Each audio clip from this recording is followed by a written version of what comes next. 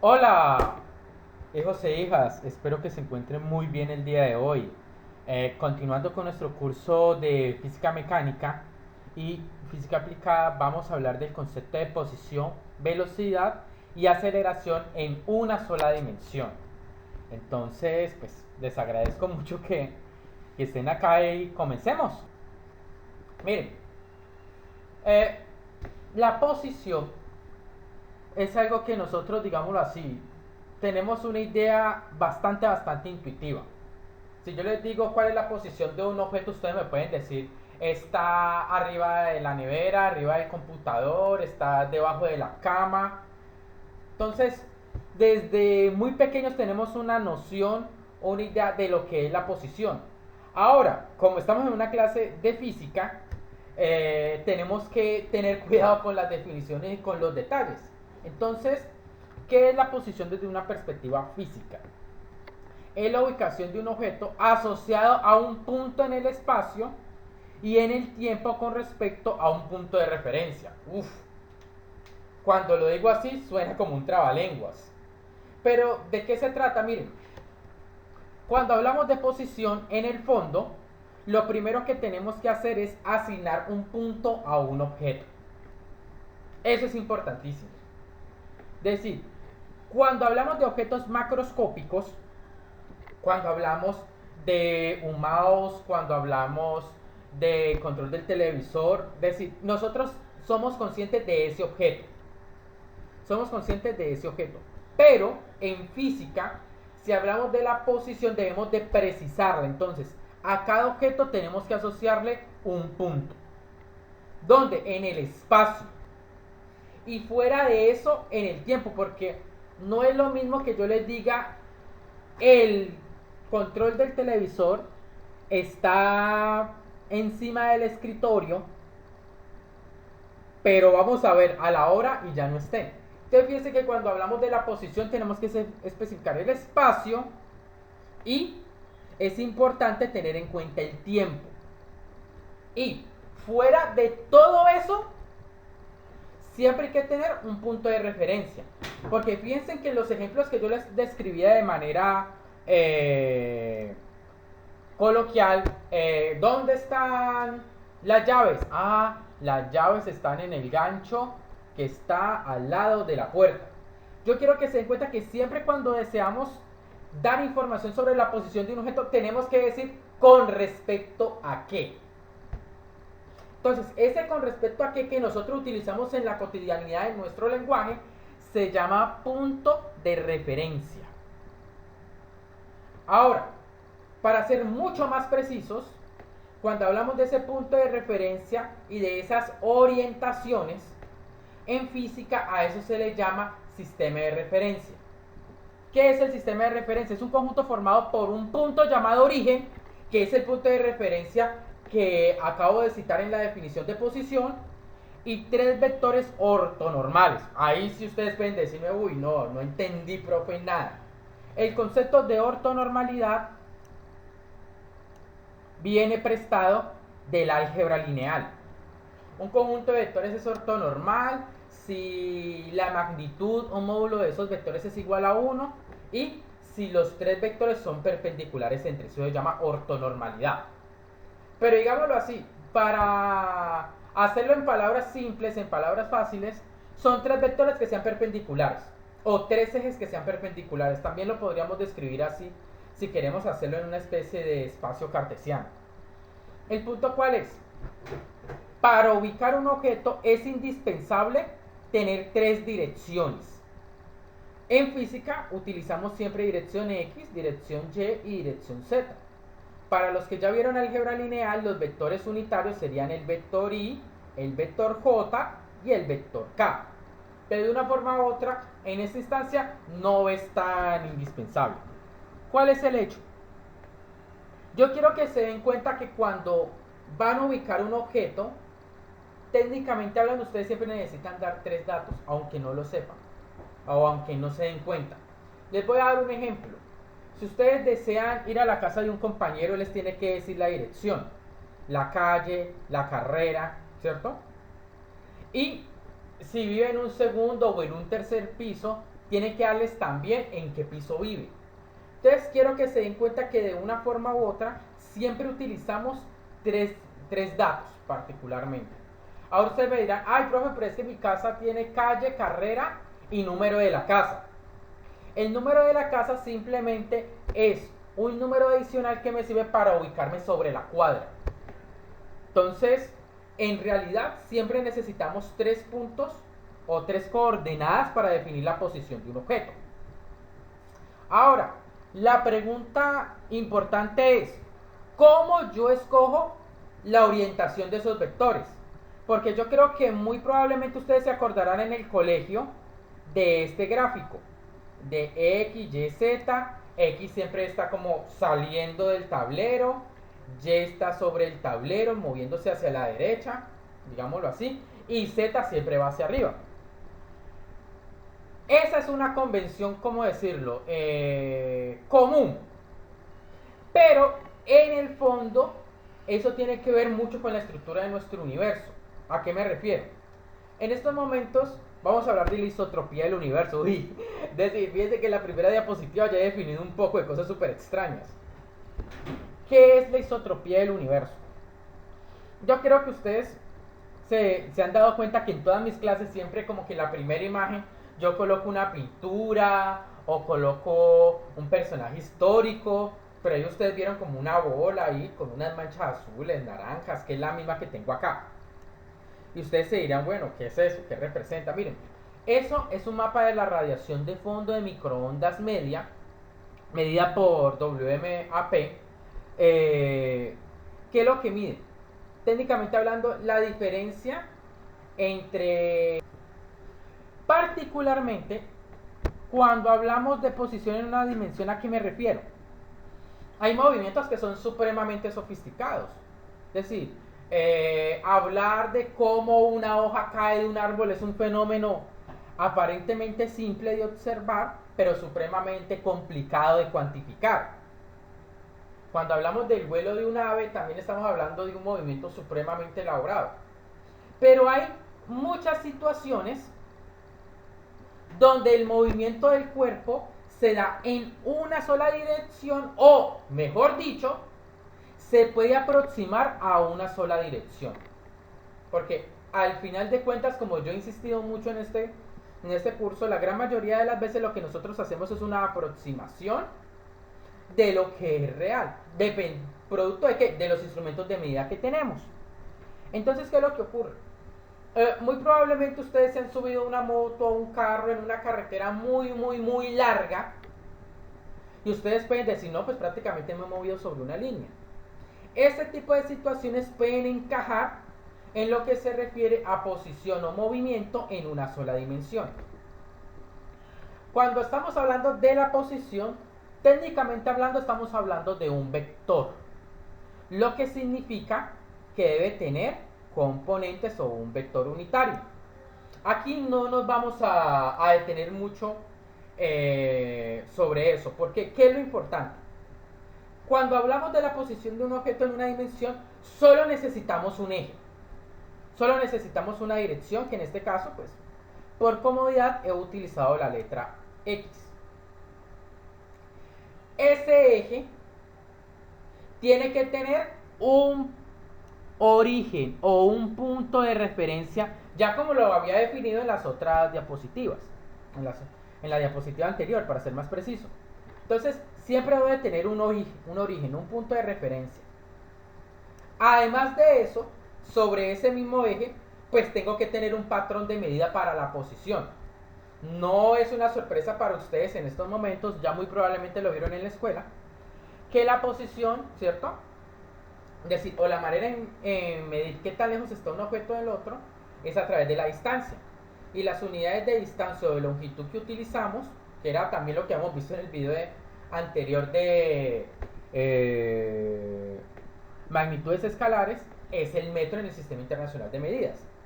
Entonces, yo necesito, repito, un eje, un origen o un punto de referencia, y necesito un patrón de medida para la posición. En este caso voy a utilizar el metro. Entonces aquí tenemos esta imagen de una nave para ejemplificar. Entonces, la nave es un objeto macroscópico, pero yo asigno un punto de esa nave, en esa nave, y puedo decir que aproximadamente con respecto al origen está a una distancia de 2 metros. Entonces quiero que se den cuenta que particularmente siempre que hablamos de la posición necesitamos, obvio, un tiempo. La posición en un instante de tiempo. Particularmente voy a asumir que a los 1.5 segundos esta nave está en una posición de 2 metros, como pueden ver acá. Como está en la dirección X, para yo saber qué dirección X, utilizo este objeto de acá, que es un vector unitario. Simplemente que me está diciendo que está en 2 metros, dirección X. Un X, eso se llama gorro. Eso se llama vector unitario. Si ustedes vieron álgebra lineal, saben de lo que les estoy hablando. Ahora, otra forma de representar ese vector unitario es con Y. Cuando hablo de Y gorro, estoy diciendo, ese objeto se mueve en la dirección X.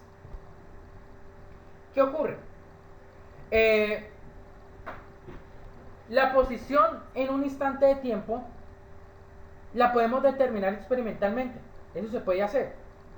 Simplemente yo necesito definir eje, sistema de referencia, tener un patrón de medida de las distancias y comenzar a tomar medidas en función del tiempo. Eso sí es indispensable.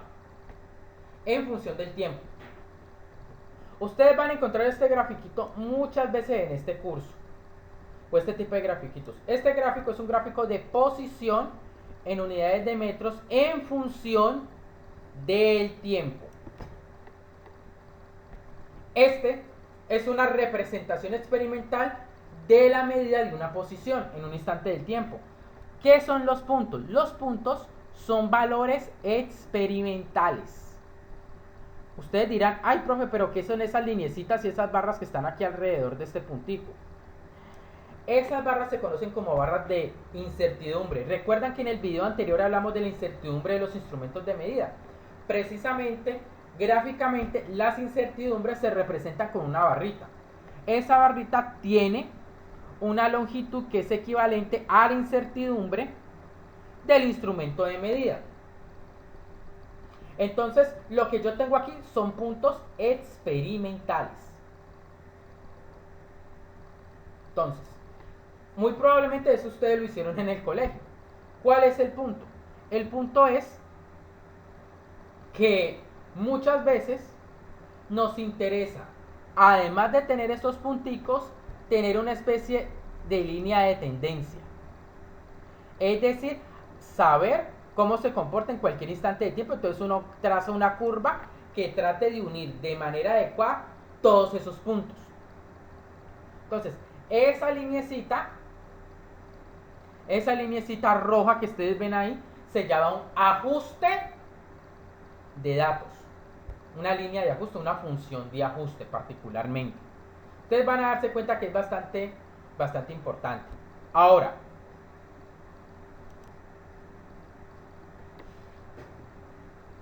¿qué es lo que ocurre? Cuando nosotros tenemos la posición, ustedes se dan cuenta que esa posición es un vector r de t igual a x de t por ese x gorrito. Ese gorrito podemos hasta ignorarlo en algunas veces cuando hablamos de posición en una dimensión. Esa función x de t es una función supremamente importante. ¿Por qué? Porque esa función es la que me da esta línea de tendencia. Esta se conoce como función posición.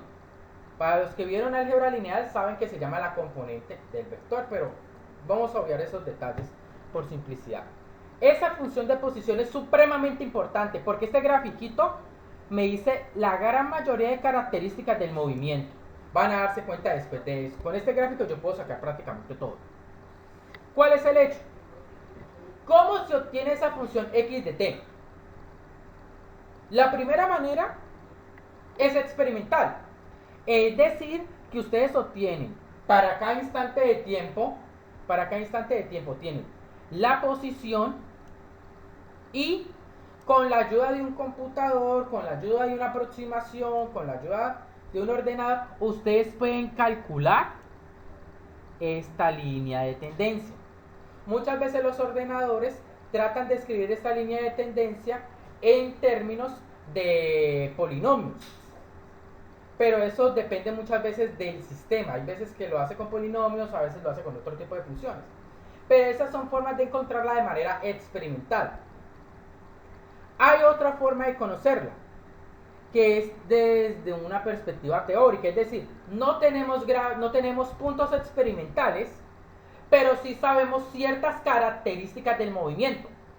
Eso hace que, utilizando esas características, yo pueda hacer hipótesis, coger y armar un modelo que me diga que esta probablemente es la función de posición del movimiento de este objeto en una dimensión.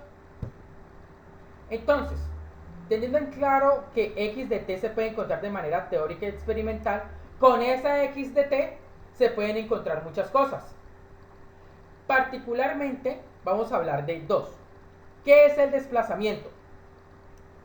El desplazamiento simplemente es la variación de la posición entre dos instantes de tiempo. Esa es el desplazamiento. Es decir, la diferencia de la posición en un instante menos el otro. Simple. ¿Qué es el espacio recorrido? Es el valor absoluto, es decir, cuánto te mueves en realidad. Indiferente que te muevas hacia adelante o hacia atrás. Yo quiero que se den cuenta que, por ejemplo, entre los 0,3 segundos y entre los 0,4 segundos ha aumentado mi posición, porque des en cuenta que en los 0,3 estamos aproximadamente a 0,5 metros y cuando pasamos a 0,4 estamos aproximadamente a 0,85, pongámosle aproximadamente. Entonces, ha habido un aumento. Entonces, hay situaciones cuando la posición en vez de aumentar disminuye porque nos devolvemos. Eso significa que el desplazamiento sería negativo. El espacio recorrido no. El espacio recorrido siempre es una cantidad positiva y me dice cuánto yo me muevo, indiferente de que me mueva hacia adelante o hacia atrás. Siguiendo con esos conceptos indispensables del movimiento, vamos a hablar de la velocidad. Pero bueno, ¿qué es la velocidad? Todos, de una forma u otra, estamos ya habituados a este concepto. ¿Por qué? Porque muy cotidianamente nosotros siempre hablamos de la velocidad que un carro en ciudad o en zona urbana no puede tener una velocidad superior a 80 km por hora. Que un vehículo andando a 10 km por hora realmente está retrasando el tráfico. Entonces, esto de la velocidad es algo que nos acompaña, es más cotidiano. Pero hay que tener muy en cuenta el lenguaje, porque ya no somos, digámoslo así, ya no podemos ser tan laxos, tan relajados con la manera en que decimos las cosas en física. La velocidad, técnicamente hablando, es un vector. Es decir, que yo necesito indicar en qué dirección está. Por eso hay que colocarle el vector y si estamos hablando de la dirección X. ¿Qué es la velocidad media? Antes de hablar de velocidad, vamos a hablar de velocidad media. ¿Qué es la velocidad media? Es la diferencia entre las posiciones sobre la diferencia entre los tiempos. Es decir, que es x final menos x inicial sobre t final menos t inicial, multiplicado por el vector y. Ahora, de nuevo, a veces este vector y no es tan indispensable cuando hablamos de movimiento en una dimensión. De tal manera que hablamos de la función velocidad media simplemente como x final menos x inicial sobre t final menos t inicial. Si ustedes se dan cuenta, este x final menos x inicial es un desplazamiento, es un delta x. siempre que ustedes vean en este curso un delta, bueno, para los que no reconocen las letras griegas, esto es un delta, un triángulo, es porque es esa cantidad al final menos esa cantidad al inicio. Entonces, ese desplazamiento sobre la variación del tiempo es lo que reconocemos como velocidad media. Función velocidad media para ser más preciso. Cuando hablo de velocidad media hablo de un vector. Cuando hablo de función velocidad media hablo simplemente de una magnitud, digámoslo así. Gráficamente, ¿cómo determino la función velocidad media? Fácil. La función velocidad media es x final menos x inicial sobre t final menos t inicial. Si se dan cuenta, esa es la pendiente de la recta que une dos puntos en el gráfico de posición en función del tiempo. Entonces, ahí es donde cobra más relevancia lo que les dije hace un rato. El gráfico posición en función del tiempo es indispensable, tiene muchísima información del movimiento. ¿Estamos de acuerdo? Entonces, ahora sí vamos a hablar de la velocidad instantánea. ¿Qué es la velocidad instantánea? La velocidad instantánea es esa velocidad media, pero en un intervalo de tiempo muy pequeño, es decir, ese delta t, esa variación de tiempo, se hace muy pequeña, tendiendo a cero. Es decir, que no vamos a hacer una velocidad media entre 1 hora y 2 horas, sino entre 1 hora y 1,0001 horas. Es un intervalo supremamente pequeño. Ahora, los que están en la universidad ya saben que cuando yo tengo un límite, es decir, una cantidad, aproximación de una cantidad sobre una variación, esto tiene un nombre, que es la famosa y bien amada derivada. Particularmente las personas que han visto clase conmigo presencial saben que a mí me encanta el cálculo y que yo también doy cursos de cálculo diferencial, cálculo integral, cálculo vectorial. A mí me gusta mucho la matemática, además de la física. Entonces, ¿qué es lo que ocurre? La función velocidad instantánea es precisamente la derivada de la función posición. Gráficamente hablando, la velocidad instantánea es una velocidad, la función velocidad instantánea es una función que se da en un instante de tiempo, mientras que la velocidad media se daba para dos. Para calcular la velocidad media necesito un tiempo final y un tiempo inicial. Para la velocidad instantánea no, se puede calcular en un instante de tiempo.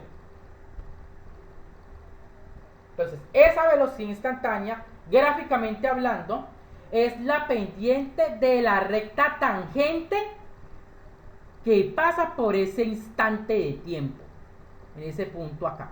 Esta es la recta tangente, la pendiente de esta recta es la velocidad instantánea. Hay detalles supremamente importantes. Si la posición aumenta, la función velocidad instantánea es positiva. Si la función posición decrece, la función velocidad instantánea es negativa. Entonces, particularmente en este gráfico nos damos cuenta que la posición está aumentando, la función posición, lo que significa que la función velocidad instantánea tiene que ser un número positivo. Entonces, ¿qué ocurre? Cuando hablo de velocidad instantánea, es la función velocidad instantánea multiplicada por el vector y o multiplicada por el vector x gorrito. Es decir, la velocidad instantánea es un vector, la función velocidad instantánea es un escalar en este curso particularmente. ¿Ok? Entonces, vamos a hablar de la aceleración. La aceleración es una cosa que conocemos, pero pocas veces cuantificamos. ¿A qué me refiero? Cuando estamos a punto de prender la moto, a punto de prender el carro, sabemos que tenemos que acelerar. Pero lo gracioso es que nunca nos ponemos a pensar, ay, ¿de cuánto será esa aceleración? Nunca nos ponemos a pensar en eso. ¿De cuánto será esa aceleración? Entonces, ¿qué es lo que ocurre? La aceleración, técnicamente hablando, también es otro vector. Cuando hablamos de la función aceleración en una dimensión, simplemente hablamos de la variación de la velocidad sobre la variación de tiempo. Muy parecido a como definimos velocidad, definimos aceleración. La velocidad es una diferencia entre la posición sobre el tiempo. La aceleración es una diferencia de la velocidad sobre el tiempo. De la misma manera que definimos aceleración media, definimos aceleración instantánea o función aceleración instantánea, que no es más que la misma derivada de la velocidad. La misma derivada de la velocidad. Entonces, ¿qué es lo que ocurre? ¿Qué es la aceleración? Palabra más, palabra menos. Un cambio de la velocidad. ¿Qué tanto cambia la velocidad de un objeto? La velocidad, como habíamos visto, se define como delta x sobre delta t, la velocidad media. Y la instantánea como una derivada. La velocidad tiene unidades en el Sistema Internacional de Medidas de metros sobre segundo. La aceleración tiene unidades de metros sobre segundo al cuadrado. Para que tengamos una idea, para que lo tengamos presente. Entonces, ¿qué es lo que ocurre ahora?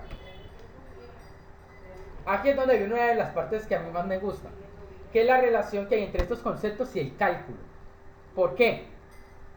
Porque si la velocidad la reconocemos como la derivada de la función de posición o la función velocidad instantánea, de ahora en adelante, para evitarnos confusiones de lenguaje, vamos a decirle simplemente velocidad cuando hablamos de una dimensión. ¿Listo? Entonces, y la función posición, vamos a hablar simplemente posición para no enredarnos. Entonces, ¿qué ocurre? Particularmente en una dimensión, la velocidad es la derivada de la posición.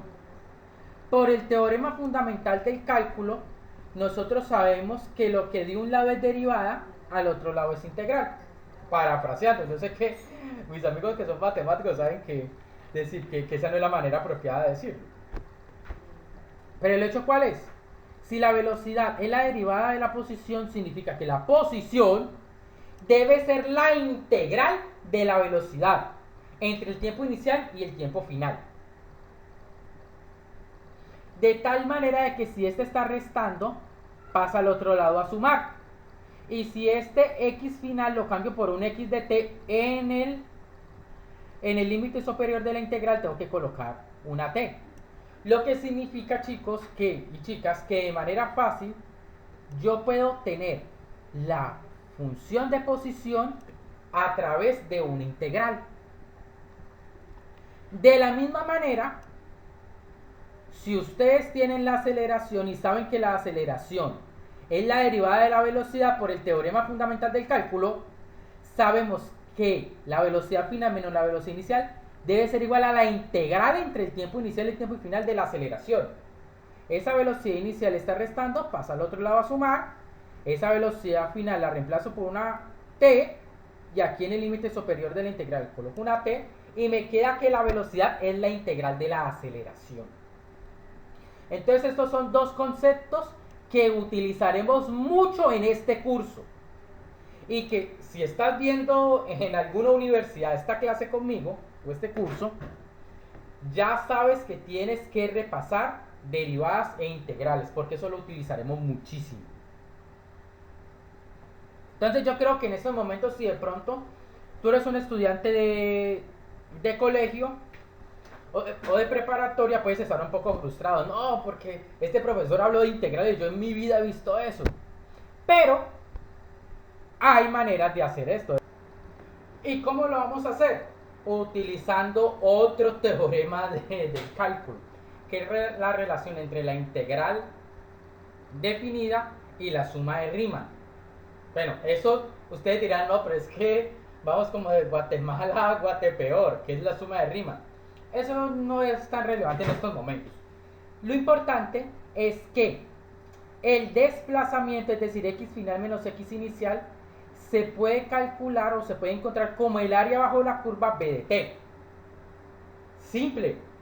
Miren que aquí dimos un salto del cálculo universitario a la geometría de primaria. Porque si ustedes me saben calcular el área de esta superficie, ya me tienen el desplazamiento. Esta área está por encima del eje del tiempo, lo que significa que es positiva. Esta línea en rojo, ustedes ya saben que es la línea de tendencia o una aproximación de la función velocidad. De la función velocidad instantánea. La pregunta es, ¿qué figura es esa? Si ustedes se acuerdan de primaria, saben que esto es un trapecio. Entonces, si ustedes me saben calcular el área de este trapecio, ya pueden tener el desplazamiento x final y x inicial. Y es más, si yo les doy la posición inicial, ya me pueden calcular hasta la posición. Y no importa lo loca que sea la función de velocidad, siempre que ustedes sepan calcular áreas, pueden hacerlo, pueden encontrarlo. Ahora, esto mismo vale para la aceleración. ¿A qué me refiero? Si yo tengo un gráfico de aceleración en función del tiempo, nos vamos a dar cuenta que el área bajo la curva va a ser igual a la variación de la velocidad instantánea. Entonces esto es súper chévere. ¿Por qué? Porque ustedes siempre que me sepan calcular áreas,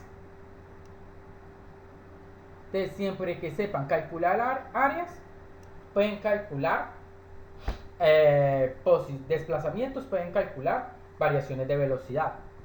Aquí hay una particularidad, miren que esta la pinté de color púrpura y esta también, porque está sobre el eje del tiempo, arriba del eje del tiempo.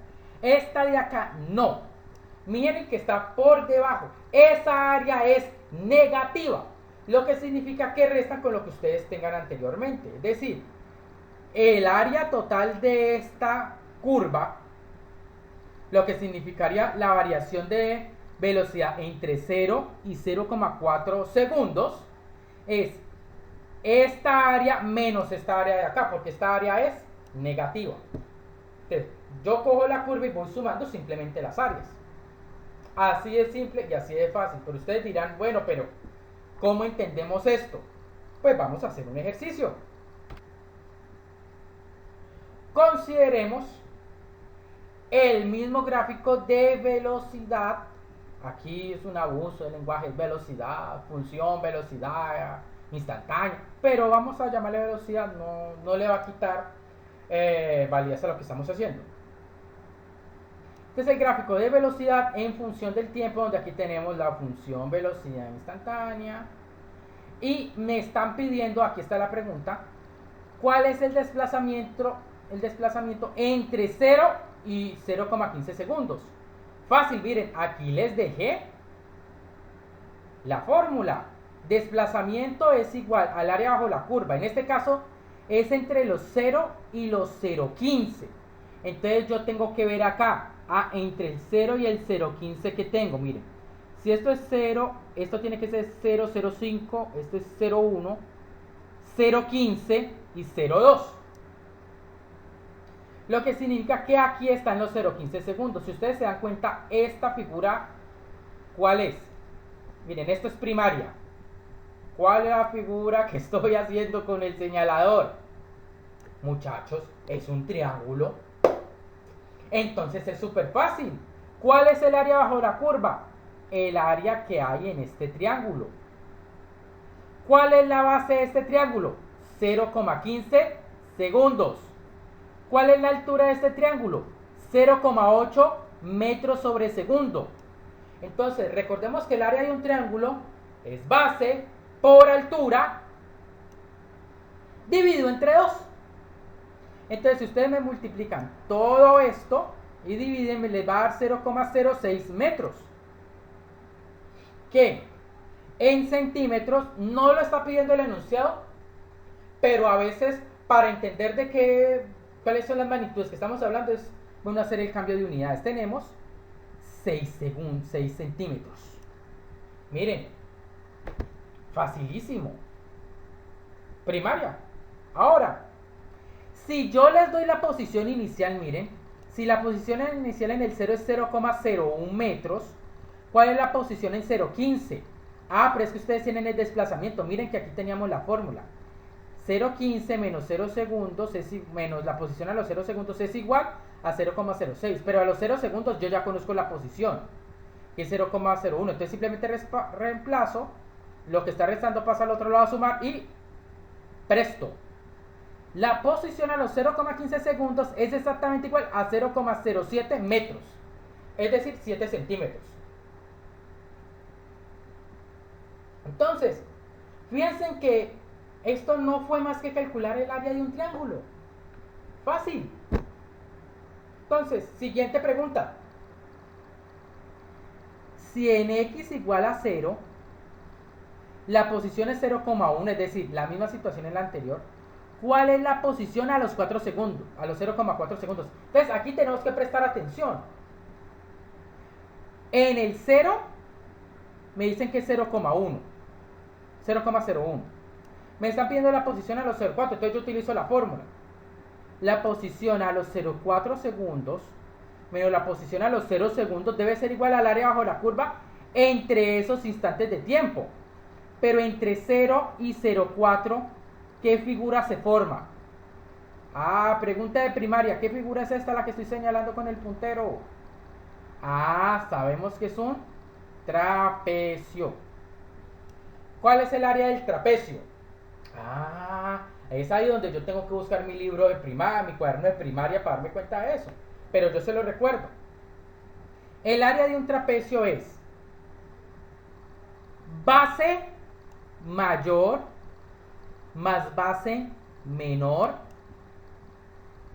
La suma de esas dos cantidades multiplicado por la altura, que en este caso sigue siendo el mismo 0,8, y lo divido entre 2. Base mayor más base menor por altura dividido entre 2. De tal manera que ese 0,4 más ese 0,15 me da 0,55. Por ese 0,8 y dividido entre 2 me da 0,22. Lo que significa que este 0,22 le sumo el 0,01 para despejar la posición a los 0,4 segundos. Y me da 0,23 metros, es decir, 23 centímetros. Entonces se dan cuenta que con este cuento de las áreas yo puedo hacer mucha cosa. Si yo tengo el gráfico de velocidad, puedo calcular la posición. Si yo tengo el gráfico de aceleración, obtengo el gráfico, puedo obtener la velocidad. Entonces yo puedo jugar mucho con esas áreas. ¿De qué depende todo esto? De la pericia que yo tenga y de cómo sepa calcular áreas. Simple. Ahora vamos a ir para un ejercicio de los que me gusta mucho a mí, que tienen que ver con derivadas integrales. Entonces vamos a leer. Cuando se analiza experimentalmente el movimiento de un cuerpo en caída libre, cae con velocidad inicial 0, se sabe que su función velocidad puede ser modelada como velocidad instantánea en función del tiempo es igual a g sobre beta menos g sobre beta exponencial de menos beta t, donde g es esta cantidad. Para los que se acuerdan, está la aceleración gravitacional, pero es irrelevante en estos momentos, es un número. Y el valor de beta depende de la forma del objeto y de las características del ambiente. Si el cuerpo está en la posición inicial y igual a 0 en t igual a 0 segundos y cae en línea recta, ¿cuál será su posición a los t 10 segundos si beta vale 0,1 sobre segundo? Entonces ustedes dirán, pero el profesor ¿en qué nos puso? Aquí porque no aparece la x, sino que aparece la y. Porque recuerden que la forma en la cual nosotros nombramos al eje es irrelevante. Como esto es caída libre, cuando hablamos de caída libre, en vez de hablar de x, hablamos de y. ¿Estamos de acuerdo? Hablamos de y, entonces Ni le estamos quitando ni le estamos colocando nada nuevo. No estamos haciendo nada nuevo acá. Entonces, les estoy dando una función, no les estoy dando el gráfico. Estoy dando la función velocidad instantánea y les estoy pidiendo la posición en un instante de tiempo. Lo que significa que tengo que utilizar las integrales.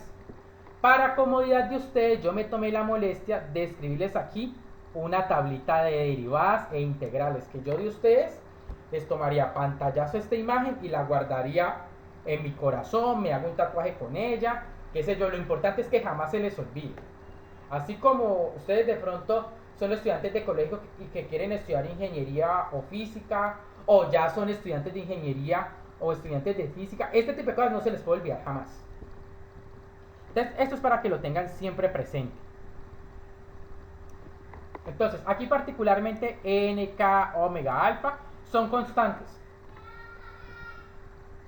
Entonces, aquí están estas tablitas que yo les voy a dejar a ustedes para que utilicen. El punto es, como yo les estoy dejando la función velocidad instantánea y les pido la posición, vamos a tener que utilizar una integral. ¿Qué les recomiendo? Reemplacen los valores. Ustedes que están iniciando, digámoslo así. Para el que es más entrenado en esto, no lo necesita reemplazarlos, puede dejarlas ahí y sustituir al final. Pero por cuestiones de practicidad voy a reemplazar los valores. Yo tengo que fijarme, y si quieren pueden devolver un poco el video, de que todas las cantidades se las di en unidades del Sistema Internacional de Medidas. De tal manera de que todas las unidades van a cuadrar al final. Yo, por practicidad, voy a omitir las unidades, pero si ustedes cogen juiciosos y reemplazan las unidades, se van a dar cuenta que G sobre beta les va a dar metro sobre segundo. G sobre beta les va a dar metro sobre segundo y beta por t les va a dar una cantidad dimensional. Y eso tiene sentido porque el argumento de las exponenciales, de las senos y de los cosenos tiene que ser adimensional, no puede tener dimensiones desde el punto de vista físico. Entonces, vamos a manos a la obra. Voy a reemplazar los datos. 9.78 dividido 0.01 me da 97,8 menos 97,8. Listo. Esta es la cantidad que da. Ahora voy a utilizar la fórmula de la integral. La posición, mire que aquí antes había una X, pero coloqué una Y. ¿Por qué? Porque decidimos nombrar ese eje de esa manera. Da lo mismo. Y en función del tiempo es igual a Y inicial más la integral desde t inicial hasta t de b de t de t. Ahora, las personas que están viendo esto y tal vez sean matemáticos van a decir, uy, profe Julio, pero qué abuso del lenguaje. Esta variable de integración no debería ser la misma variable de límite.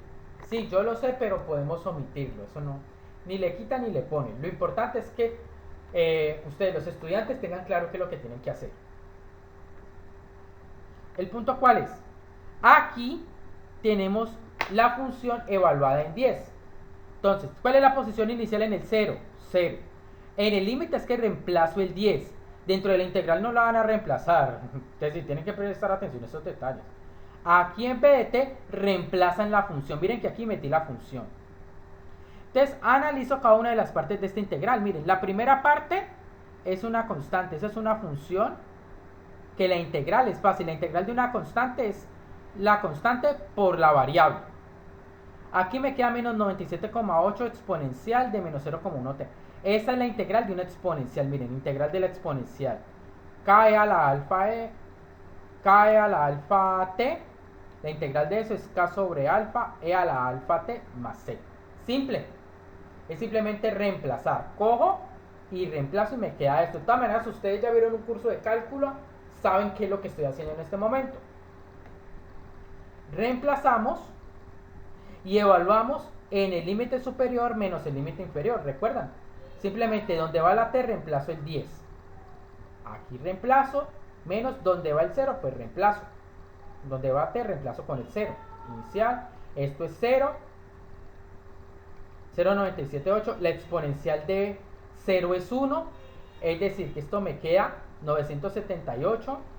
Aquí me queda 978 más 978 elevado a la menos 1. Se cancela. Me queda 978 elevado a la menos 1. La exponencial, recuerden que el número e es un número irracional. lo que significa que no van a tener siempre un número exacto, siempre van a tener una aproximación y por eso yo coloco esta aproximación.